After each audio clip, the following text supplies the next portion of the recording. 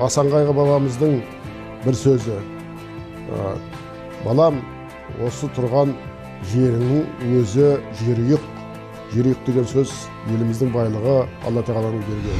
Елбасымыз Нұрсұлтан Әбішұлы Назарбаевтың шетелдік инвестицияларды тарту керек екендігіне әбден көзіміз жетті. Şimdi şöyle söyleyeyim, Kazak-Türk Bina ilk kurulduğu zaman 2-3 kişiyle başladı. Ama bugün 400'e yakın personel çalışıyor. 400 kişiye iş imkanı sağlamış durumda. Мұнайымыз көп болсын, жеріміз бай болсын, 20 жылдық тойымыз құтты болсын ағайын.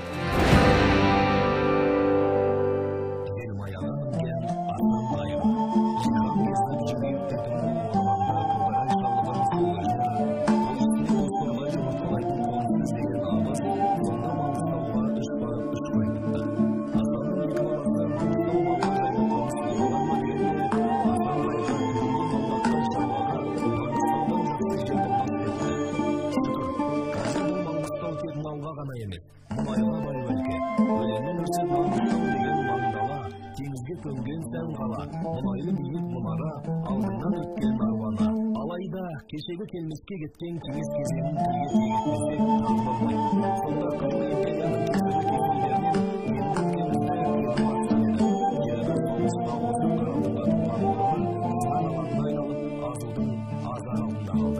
кесілдерінен кейде ойлайсың да, осы кең байтақ қазақ жерінің осыншама байлығын кешегі одақ заманында әңгіме дұрыс пайдаланғанда емес, әңгіме сол одақты басқарып отырған басшыларға керегі болды ма, болмады ма деп.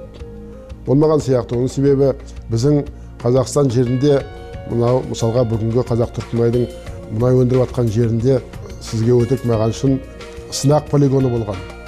Мынау Жарғамыс дейтін елді мекеннің жанында бір 5-6 километр жерде өсіңгі шейін үлкен воронкалар. Сонда тек қана егемендіктің арқасында, тек қана Қазақстанымыздың осы бүгін есіне арқасында міне осындай ұжым құрып, сол жерден мұнай шығарып жатырмыз.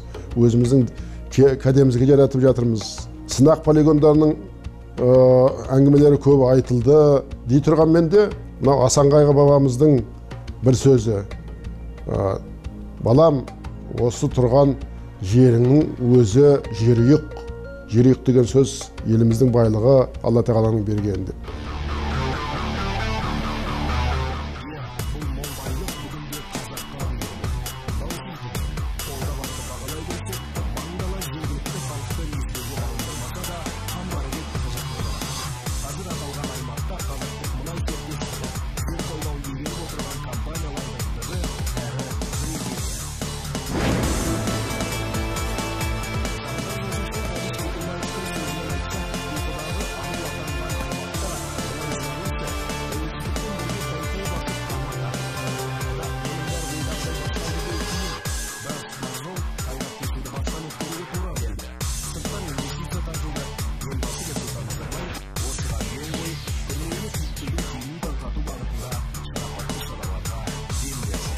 Қазақстанның батысындағы жер қыртысының өзгешеліктеріне байланысты қалың тұзғабаттары, қатты қысым, күкіртті зиянды қоспалар, тағы басқа осындай геологиялық, технологиялық қиыншылықтарға байланысты ұңғыларды бекітетін, үлкен қысымға шыдайтын, зиянды қоспаларға шыдайтын шетелдік құбырлардың болмауына байланысты жұмыстар тоқтай бастады. Ондаған тереңдігі 4,5 шақырымнан 6 шақырымға дейін кететін ұңғылар тоқтап қалды. Сол кезде үкімет басшысы болған Сергей Александрович Терещенко мырзаға бірнеше рет хат жолдағанмен, үкіметтің сол кездегі жағдайына байланысты жұмыстар тоқтап тұрды. Міне сол кезде елбасымыз Нұрсұлтан Әбішұлы Назарбаевтың шетелдік инвестицияларды тарту керек екендігіне әбден көзіміз жетті.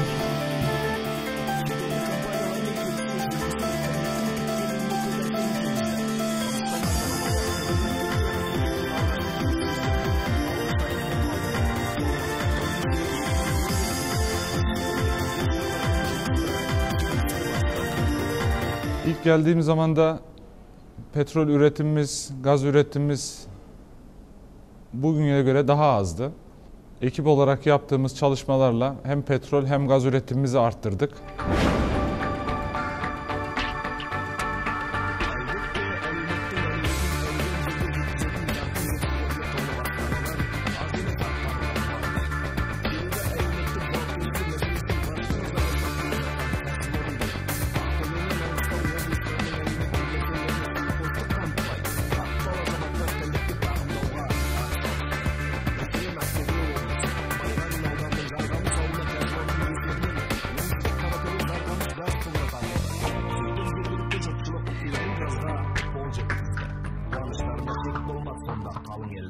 Бүгінгі таңда осы Жарқамыс елді мекенінде жылына 1,5 миллион текше газ беру арқылы осы халыққа газбен қамту жұмыстарымен айналысып келеді.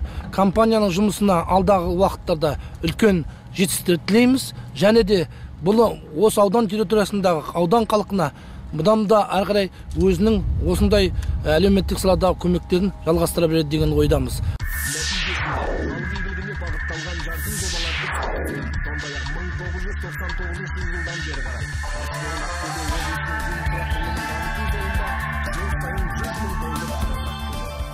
Ben de bu şirkete atandıktan sonra bu üretim sahalarının geliştirilmesi yönünde şirketimizin önünü açıcı iki kardeş devletin projelerini gerçekleştirmek için elimden gelen bütün çabayı göstereceğim. Bu vesileyle ortak şirketimizde bugüne kadar görev yapmış ve şu anda da görev yapan bütün personelimizin 20. kuruluş yıl dönümünü kutluyor. Sağlık, mutluluk ve işlerinde başarılar diliyorum.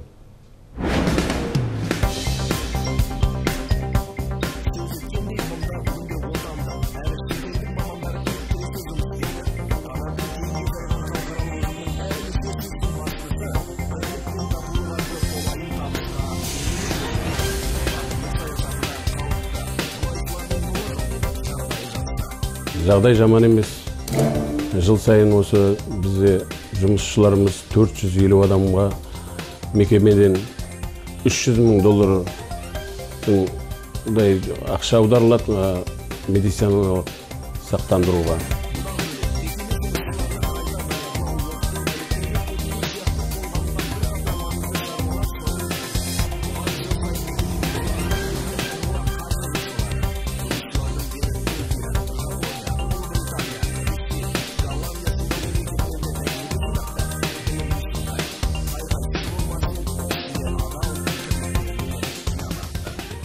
Жұмысшылардың арасында ешқандай өзгешіліктер жоқ.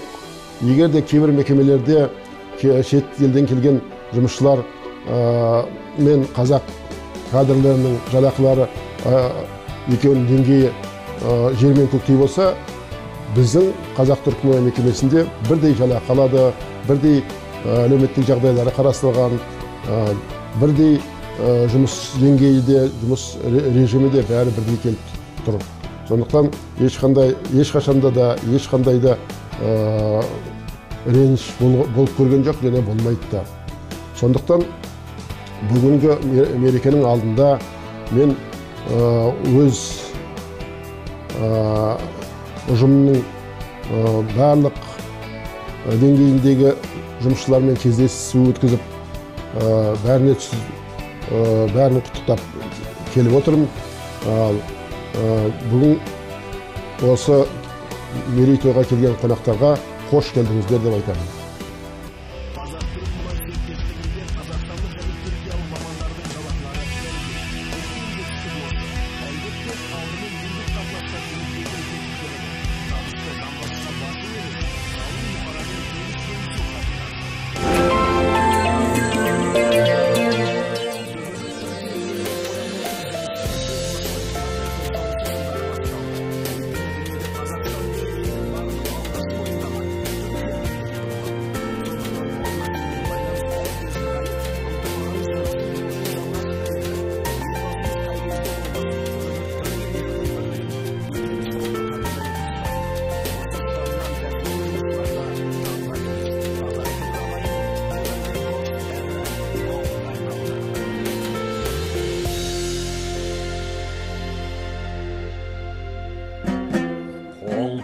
Açılmadı dala, güldüydü orman. Yemiz yedi egiz, yedilmen jayıp, akşağılayıdım, aktargan armon. Havasına, suyuna, taşına, toprağına, bin can feda bir tek dostuma.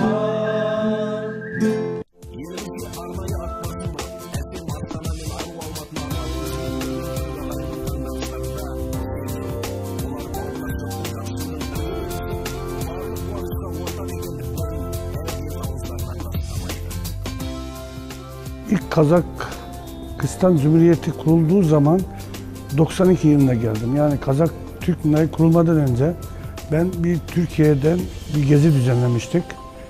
Azerbaycan, Bakü, Özbekistan, Taşkent, Buhara ve Almatı seyahati düzenlemiştik. O zaman gelmiştim. Özbekistan, Taşkent, Buhara. Burada Kazakistan, Almatı'ya geldim. O zaman Medeo'ya çıkmıştık. Yani kış olimpiyatlarının yapıldığı yere. O dağlar çok hoşuma gitmişti. Ve kendi vatanımda kendimi hissetmiştim.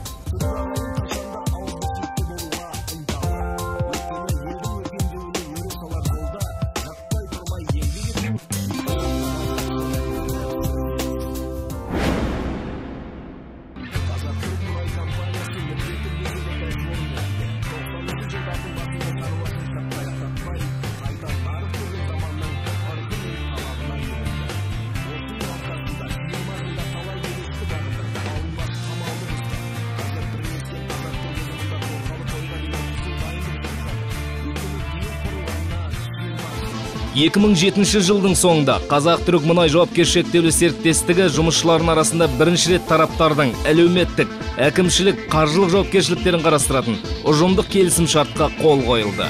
Нәтижесінде мұнай-газ кешені қызметкерлерінің күніне орай 50 айлық есептік көрсеткіш көлемінде әрбір жұмысшыға сыйақы төлеуді міндетіне алды. Сондай-ақ кадрларды тұрақтандыру мақсатында еңбек еткен әр жылға жалақыға еңбек ақысынан 1% көлемінде ай сайын үстемақы төлейді. Осылайша соңғы 5 жылда 10 жыл және одан да көп жыл еңбек еткен жұмысшылардың еңбек ақылары 10%-дан асты. Соңғы 5 жылда компания жұмысшыларының жалақысы 50%-ға өсті. Кезекті еңбек демалысына шығу кезінде кем дегенде 12 мерзімге, еңбек демалысына қосымша 60 айлық есептік көрсеткіш көлемінде материалдық көмек береді.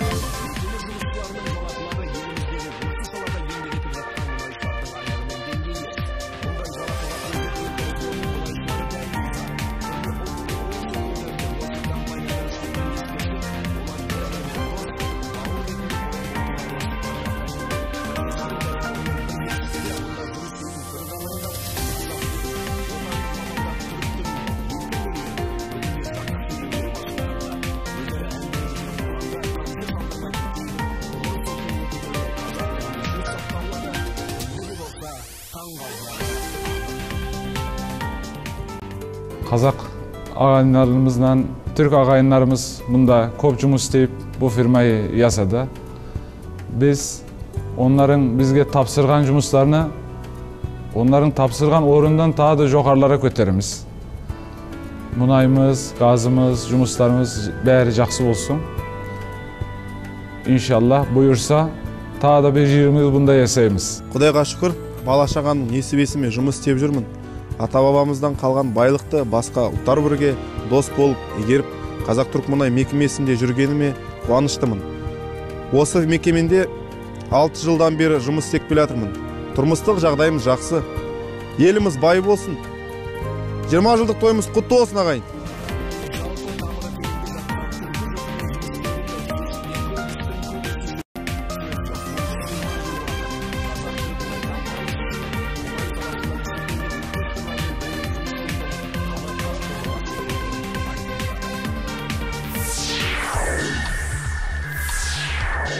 Асан қайғы шаруаға бейім аймақ деп бағалаған Жерұйықта қадымы қарыстап емес, қарыштап дамыған бұл кәсіпорын құрылған күннен бастап 8538,2 шақырымдық 2D сейсмикалық кескінін, 1439 шақырымдық 3D көлемдік сейсмиканы жүргізіп іске асырды. 2007 жылы Ақтөбе облысының оңтүстік Қаратөбе және Лақтыбай кен орындарында 3D сейсмикалық барлау жұмыстарының нәтижесінде жоғары перімдік шөгінділерінің және тұз алабы шегінің құрылымдары нақтыланды.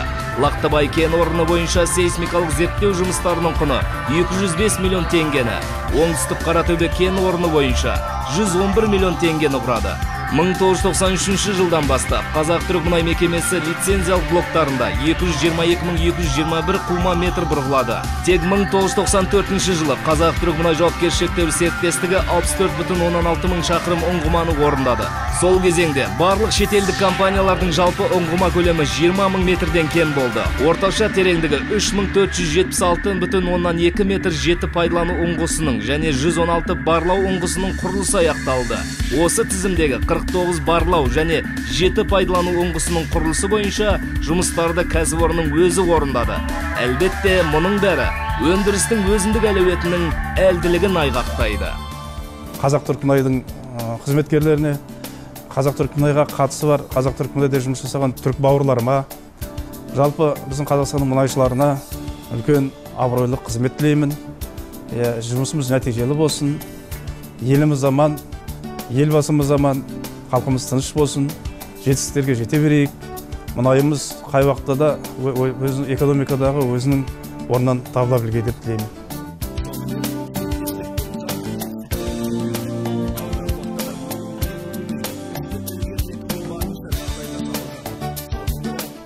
Жақында іске қосылайын деп тұрған біздің жаңа қондырғы бар. Ол мұнайды есептеу, өлшейтін коммерциялық қондырғы. Бұл қондырғы жоспарымен жақында біту керек.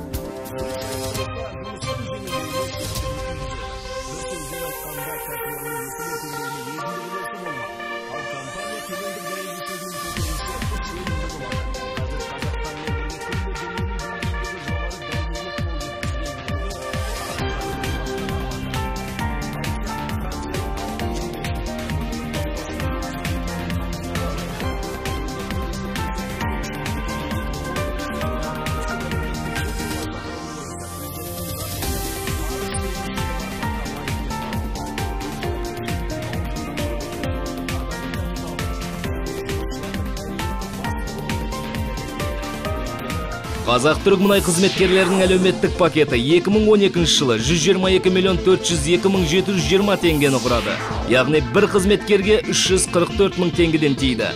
Бұл қаражаттар бала туу кезінде медициналық сақтандыруға, тамақтануды ұйымдастыруға, сондай-ақ қызметкерлердің немесе олардың отбасы мүшелерінің қайтыс болу жағдайына байланысты материалдық көмек көрсету мақсатында жұмсалды. Жұмысшыларға тиесілі барлық көмек міндет дер кезінде орындалып отырады. Сондай-ақ қызметкерлердің де саны сәт сайын еселеніп келеді. 2012 жылы штат 400 адаммен толықты.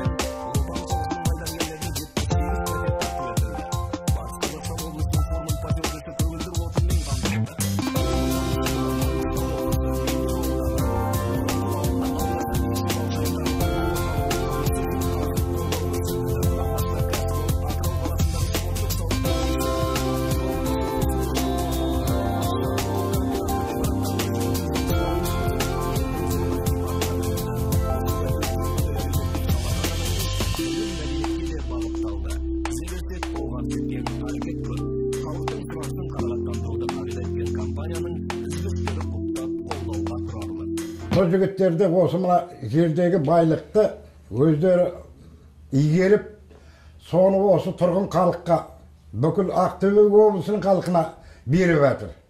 Енді оның мен қанша сома деп ол ақша жағын айта алмаймын.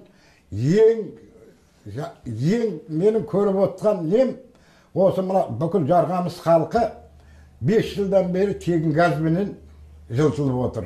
Үй мынау жылы есікті ашып қояды. Бүкіл есік жабылмайды. Бұндай жағдай қалаңда да жоқ. Бүгінде